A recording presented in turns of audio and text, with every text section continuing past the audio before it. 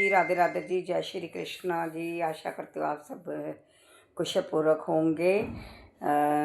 जय गुरुदेव जी। अब थोड़ा थोड़ा सा मौसम बदल रहा है, बाहर जाओ तो गर्मी बहुत है, अदरवाइज़ घर में तो अभी ठीक ठाक है। हमारा घर बहुत ठंडक में है, तो इसलिए मैंने तो अभी मतलब जो है कॉटन में जो स्वेटर आते हैं वो वियर किया हुआ है। तो आप भी आप अपना सब ध्यान रखें, क्योंकि ये मौसम जो होता है ना, इसमें फीवर, खांसी, जुकाम वगैरह सब स्टार्ट हो जाता है। तो अभी जो है हम भगवत गीता की ओर चलेंगे। भगवत महापुराण की जय। सभी जय करा करो, बहुत कम लोग जय करते हैं। ये भी मुझे बताना पड़ता है। तो एनी हाउ, कोई बात नहीं। तो हम नेक्स्ट श्लोक की ओर चलेंगे।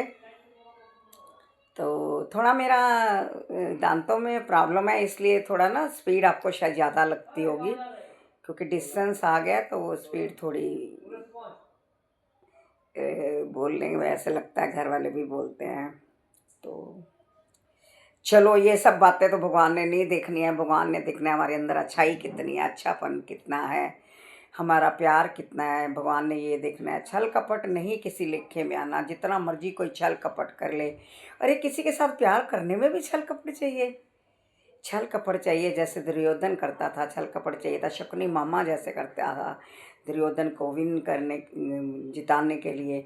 छल कपट, हमें किसी को प्यार करने के लिए छल कपट नहीं चाहिए। फिर वो प्यार नहीं है, वो प्यार हो ही नहीं सकता, फिर तो वो पॉलिटिक्स होती है। तो वो बंदा जो है गीता पढ़ ही नहीं सकता, उसका ध्यान इसमें लग ही नहीं सकता, मन इसमें लग ही नहीं सकता। तो चलो, मुझे तो कुछ नहीं लेना है इसमें। बड़ा प्यारा गुरु माँ का भजन है। कुछ लेना न देना, मगन रहना। कुछ लेना न देना, मगन रहना। कुछ लेना न देना, मगन रहना। कुछ लेना न देना, मगन रहना।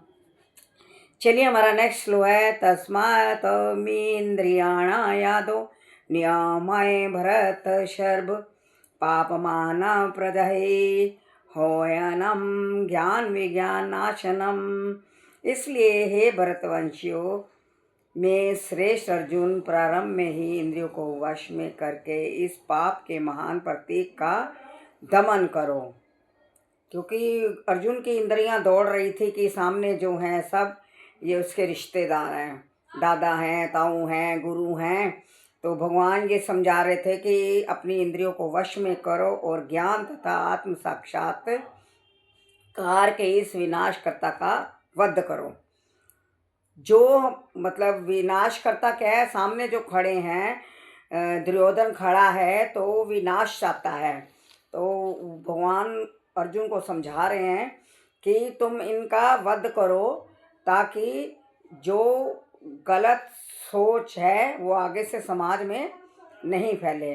भगवान ने अर्जुन को प्रारंभ से इंद्रिय संयम करने का उपदेश दिया, जिससे वह सबसे पापी शत्रु काम का दमन कर सके और आत्म साक्षात्कार तथा आत्मज्ञान की उत्कंठा को विनष्ट करने वाला है। ज्ञान का अर्थ है आत्म तथा अनात्म के भेद का बोध होना, अर्थात वह ज्ञान कि आत्मा शरीर नहीं है। शरीर क्या है? ये हमारा ऊपर जो चमड़ा चढ़ा हुआ है ये शरीर है, और अंदर आत्मा है। तो आत्मा जो है वो शरीर नहीं है। विज्ञान से आत्मा की स्वाभाविक स्थिति तथा परमात्मा के साथ उसके संबंध का विशिष्ट ज्ञान सूचित होता है।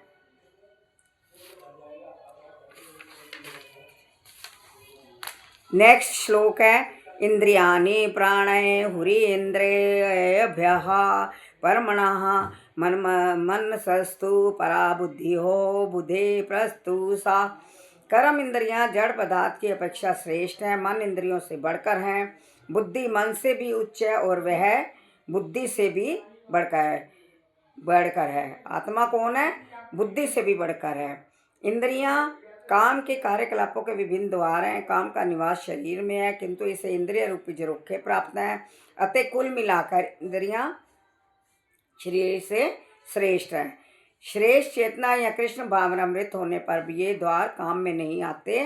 कृष्ण भावनामृत में आत्मा भगवान के साथ सीधा संबंध स्थापित करता है, अतः यहाँ पर वर्णित शारीरिक कार्य की श्रेष्ठता परमात्मा में आकर समाप्त हो जाती है। शारीरिक कर्म का अर्थ है इंद्रियों के कार्य, और इन इंद्रियों के अवरोध का अर्थ है सारे शारीरिक कर्मों का अवरोध।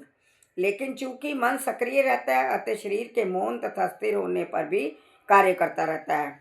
हम मौन धारण करते हैं, लेकिन जो इंद्रियां हमारी चलती रहती हैं वही हमें वश में करना है, कि जो इंद्रियां चल रही हैं, जो कहना चाह रही हैं, जो जिस तरफ उत्साहित करना चाहती हैं, प्रोत्साहित करना चाहती हैं, हमें उधर नहीं जाना, हमें मन को वश में करना है।